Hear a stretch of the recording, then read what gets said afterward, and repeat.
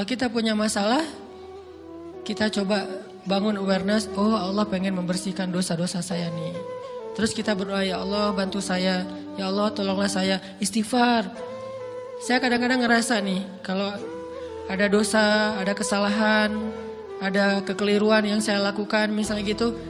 Kalau saya nggak kuat istighfarnya, bentar lagi akan diuji sama Allah. Ujiannya macam-macam, alhamdulillahnya ujiannya masih ketahan. Pasti diuji sama Allah. Kalau istighfarnya nggak kuat, taubatnya tuh nggak kuat, langsung diuji sama Allah. Dan saya langsung sadar, oh benar berarti yang tadi ini lagi dihapus sama Allah. Perkencang lagi, perkuat lagi istighfar. Kenapa? Karena kalau istighfar kita kuat, berarti kan dosa kita dihapus dengan istighfar ya. Otomatis ujian kita durasinya berkurang. Makin kuat istighfar, makin berkurang. Kalau istighfarnya udah mantap, udah selesai, Allah cabut tuh ujian kita. Diganti dengan kebaikan. Jadi teman-teman, kita coba sadari, oh kalau Allah menguji saya, emang saya banyak dosa. Sebelum kita mencari kambing hitam, nyalah-nyalahin orang lain, sebelum kita marah kepada orang lain, kadang wajar kita marah kepada orang lain gara-gara ucapannya, komennya, teks dari dia, wajar. Tapi sebelum itu, marah dulu kepada diri kita atas dosa dan kesalahan kita yang baru saja kita lakukan. Atau yang dulu kita lakuin dan belum benar-benar kita tinggalkan. Kalau kita ngerasa banyak dosa di masa lalu sebelum kita taubat, hijrah, berarti mungkin itulah alasan kenapa sekarang kita diuji setelah hijrah. Kenapa agak-agak harus jungkir balik setelah kita hijrah. Kenapa harus sedikit berdarah-darah setelah kita hijrah. Anggap aja itu untuk mengkifarat, membersihkan dosa-dosa kita yang telah lalu. Supaya apa? Supaya kalau kita pulang kepada Allah, kita pulang dalam keadaan bersih. Dan itu pasti akan menjadi orang yang paling beruntung.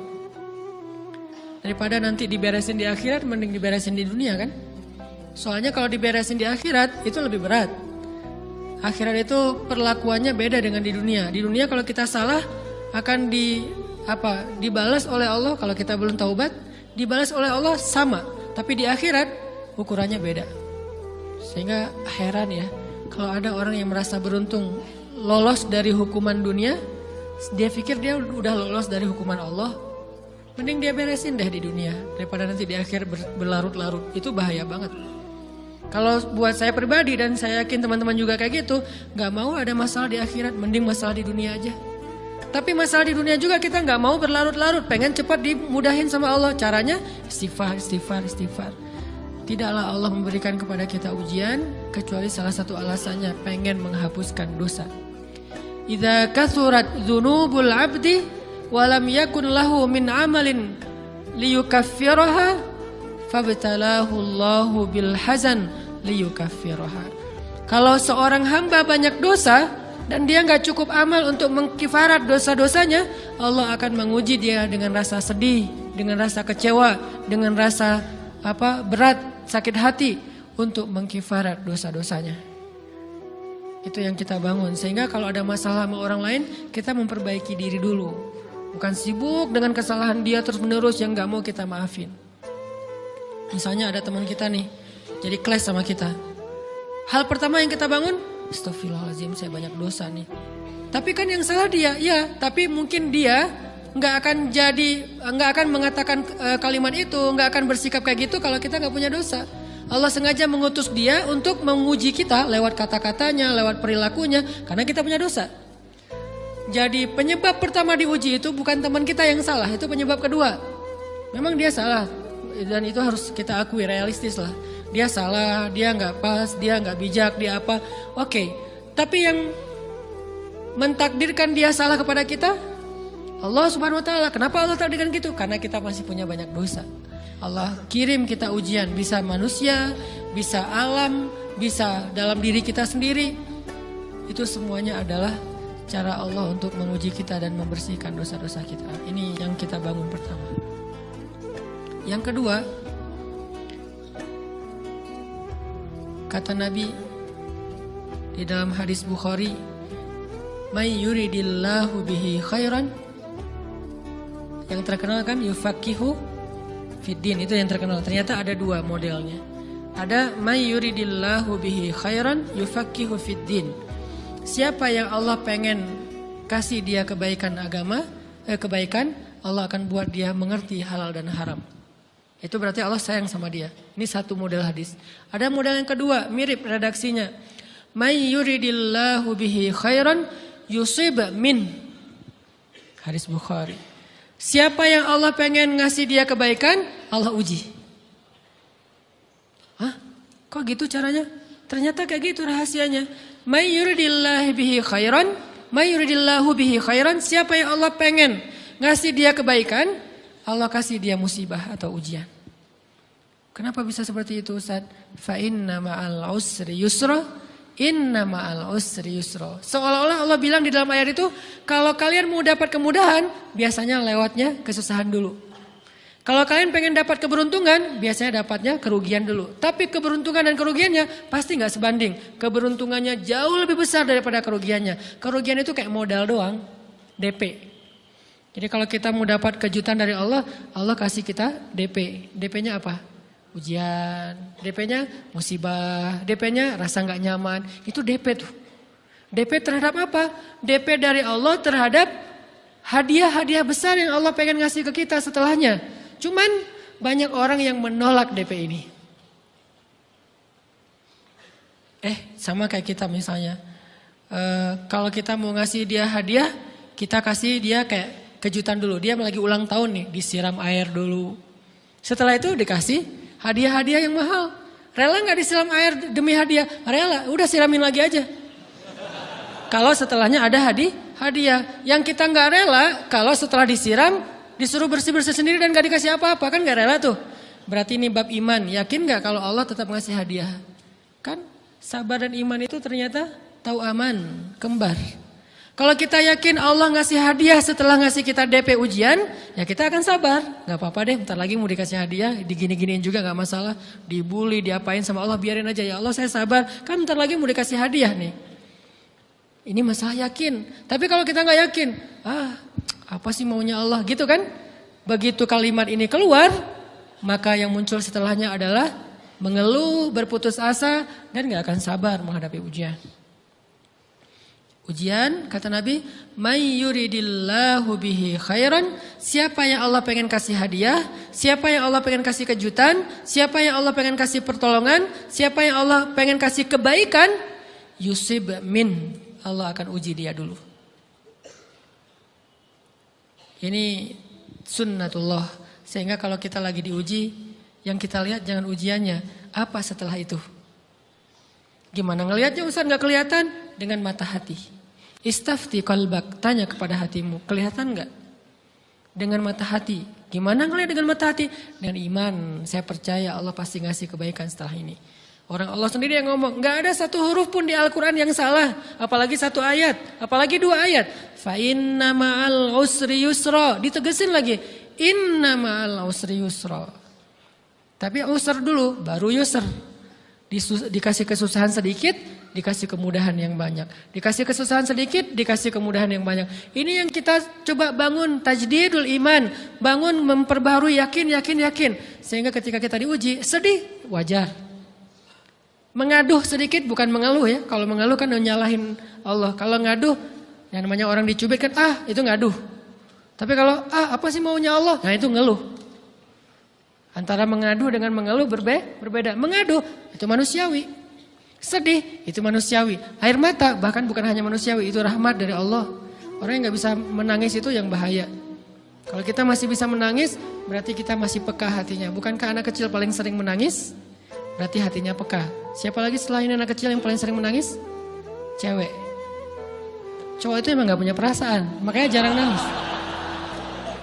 Cewek dikit-dikit nangis, jangan bilang, cemen banget sih nangis, cengeng apa. Enggak, karena dia perasaannya lebih peka dari kita. Itulah kenapa Allah menitipkan bayi kepada perempuan. Kalau dititipin ke laki-laki, hancur. Di balik kepekaan perempuan, di balik sensitifnya perempuan, di balik perasaannya yang luar biasa, di situ Allah Subhanahu wa taala menitipkan amanah, dia yang paling baik dalam merawat bayinya. Perempuan secara umum mungkin lebih banyak bicara daripada laki-laki ya. Walaupun ada orang yang perempuan pendiam banget, ada yang nggak ngomong sama sekali, misalnya diem-diem aja, ada. Tapi secara umum perempuan lebih banyak berucap daripada laki-laki. Emangnya ini kekurangan? Bukan. Ini kelebihan. kalau dia berikan itu dalam hal yang tepat. Apa yang tepat? Mendidik anak. Justru karena perempuan banyak ngomong, lebih baik dalam mendidik anak daripada laki-laki. Laki-laki itu kurang mendidik, kurang mengedukasi kepada anak dengan usia tertentu karena dia jarang memahamkan. Salah hanya marah, salah hanya ditegur. Kalau ibunya jelasin, nah gini sebelum tidur ibunya yang ceritain banyak cerita. Saya sendiri ngalamin. Sering mana seorang ayah sama ibu interaksi sama anak dalam bentuk verbal. Sering ibu. Jadi menangis itu rahmat dari Allah. Gak apa-apa, nangis saja. Dan itu tidak disebut mengeluh. Kamu kok nangis? Kan orang Islam harus sabar. Emangnya nangis dengan sabar itu bertolak belakang? Sabar tetap sabar. Ya nangis jalan aja terus nangis. Nangis apa pakai nangisnya nggak cuma nangis doang, emotikonnya juga nangis, berderai-derai gitu. Sampai air matanya menggenang gitu kan ya. Boleh lah. Ditambah lagi dengan visual menangisnya posting bahwa dia lagi tertusuk duri dengan postingan kaktus atau apalah. Dia pengen share ke semua orang bahwa saya sedang sedih. Sehingga nanti ketika ada orang yang menghibur dia dengan sedikit kata-kata yang sabar ya segala macam, wah makin berderai-derai. Itu belum jadi. Kecuali dia keluarkan kata-kata mengeluh, baru dia disebut orang yang banyak mengeluh, berputus asa. Kalau mengaduh wajar. Walaupun ada nabi udah diuji berat gak mau mengaduh, apalagi ngeluh. Zakaria digergaji mengadu aja enggak. Kenapa? Karena kata malaikat kalau kamu mengaduh sedikit aja, maka Allah Subhanahu wa taala akan menghancurkan kaum ini. Dia kasihan kepada kaumnya, enggak mau mengaduh. Satu-satunya orang yang kita tidak boleh mengaduh hanya orang tua. Atau itu mengeluh kalau untuk orang tua. Kalau yang lain enggak disebut mengeluh. Kalau ke teman, malas enggak apa-apa. Jangan sering-sering tapi. Apaan sih? Ke teman boleh. Tapi ke orang tua, saja itu bukan lagi mengaduh, itu sudah mengeluh. Khusus untuk orang tua. Kalau di antara manusia. Kalau kepada Allah dan Rasul, pastinya lebih dari itu.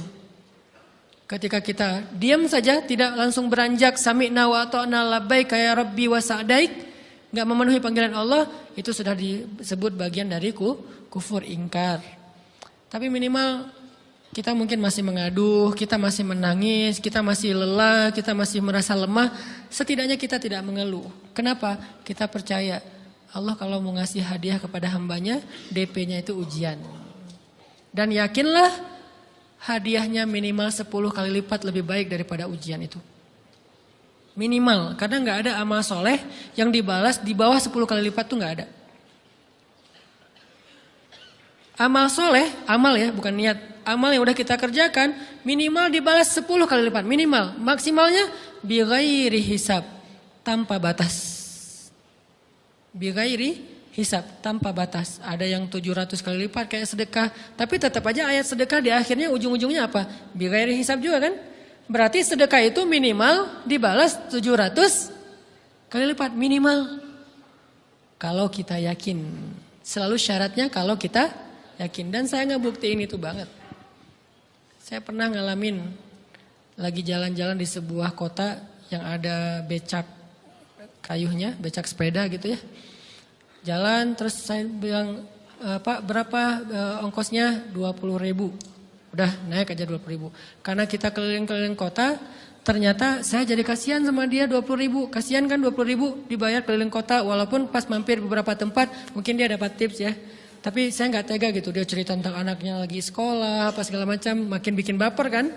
Pas selesai, saya kasih dia 100.000. Dari 20.000 dikasih 100.000 karena kasihan. Dan saya yakin, nggak mungkin sedekah itu sia-sia. Kan Nabi bersumpah kan, demi zat yang jiwaku di dalam genggamannya, tidak berkurang harta karena sedekah. Demi Allah kata Nabi, nggak berkurang harta karena sedekah. Berkurang harta karena belanja? Ya. Berkurang harta karena pacaran? Banget. Modal banget kan? Apalagi buat cowok. Tapi berkurang harta karena sedekah? Gak mungkin kata Nabi. Demi Allah gak berkurang harta karena sedekah. Berkurang harta karena istri? Enggak. Karena memberi kepada istri itu pahalanya lebih gede daripada sedekah. Makanya ngemodalin pacaran setelah nikah itu tumbuh berkah. Modal pacaran sebelum nikah itu apes. Jadi kalau pengen modal nih, ngemodalin cewek, traktir, ngapa-ngapain, bayarin, jangan sebelum nikah. Sebelum nikah jadi orang pelit aja, nggak apa-apa. Tapi setelah nikah, jor-joran ngasih, apalagi yang, bayarin semuanya. Kenapa? Pahalanya lebih gede daripada sedekah. Bahkan lebih gede daripada infak fi sabilillah.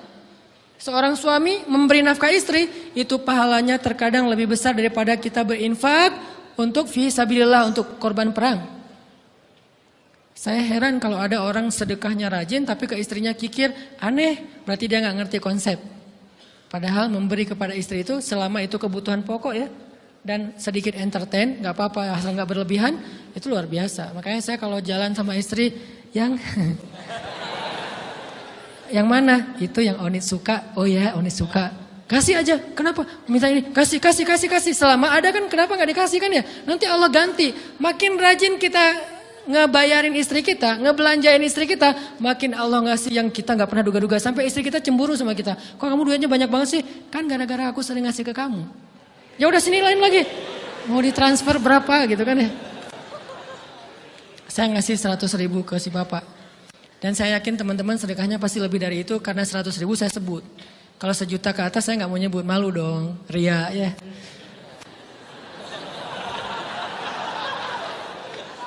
Sebenarnya nggak pernah sih. 100.000 deh, karena kan kecil, saya kasih 100.000.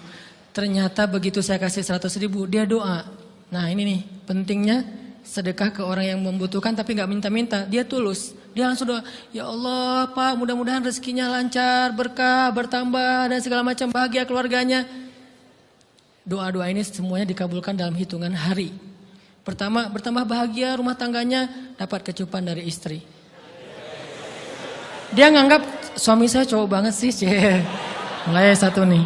2, demi Allah, selang 15 jam kalau nggak salah, karena waktu itu malam, besok paginya ada orang yang ngejar-ngejar saya pengen ngasih hadiah. Ustadz, saya pengen ketemu Ustadz. Maaf, saya nggak bisa ketemu sekarang, lagi rush, lagi tight schedule, gitu-gitulah, sok-sok gaya nggak jelas gitu ya. Terus Ustadz, saya pengen banget ketemu. Dia nggak ngomong pengen ketemu apa. Kalau dia bilang mau ngasih duit kan langsung saya prioritaskan kan ya. Berhubung dia nggak ngomong, ya udahlah, saya sosok jual mahal gitu. Tapi yang namanya rezeki kan gimana kita tolak, dia datang kan. Saya nolak. Pokoknya sebentar aja 5 menit nggak akan ganggu waktu Ustadz. Ya udah besok pagi ya pas breakfast gitu. Pakai gaya-gaya dikit breakfast. Pas breakfast, oh ya siap Ustadz. Jam berapa? Jam 8. Udah janjian jam 8. Mungkin orangnya nih dengar live streaming, Pak jazakumullah khair jaza. Makasih banyak, mudah-mudahan Allah tambahkan rezekinya. Terus beliau besok mau flight ke luar kota jam 8. Akhirnya ngubungin lagi malamnya, Pak Ustadz maaf gak bisa ketemu besok. Karena saya jam 8 itu jadwal terbang. Oh ya udah gak apa-apa, seneng dong saya gak jadi ketemu kan. Tahu gitu kan nyesel saya tuh, seneng. Besok pagi jam 6, Pak Ustadz alhamdulillah ternyata penerbangan saya di-delay ke jam 11. Allah delay penerbangannya demi ngasih rezeki buat saya. Kan luar biasa kan? Ini hikmah kepedean saya, kegeeran kepada Allah gitu. Di-delay demi saya. Kan kadang-kadang GR ya depan Allah ya. Robbi akraman kan gitu ayatnya. Allah memuliakan saya dengan istighfar tetap. Akhirnya saya bisa ketemu Ustaz. Saya nggak baca WA-nya. Terlambat baca, baru baca jam 8. Dia udah mulai agak putus asa. Kayaknya udah gak mungkin ketemu nih. Jam 8 pas saya baca, ternyata orangnya nggak di delay. Ya udah saya balas, ya udah sekarang saya tunggu ya jam 9, maaf cuma sebentar. Nggak apa-apa Ustaz, 5 menit. Datang dia. Datang ngasih apa coba? Ngasih duit 200 juta. Demi Allah. Cuman berselang beberapa jam, saya tolak-tolak. Tahu gitu Pak, datang malam ini aja.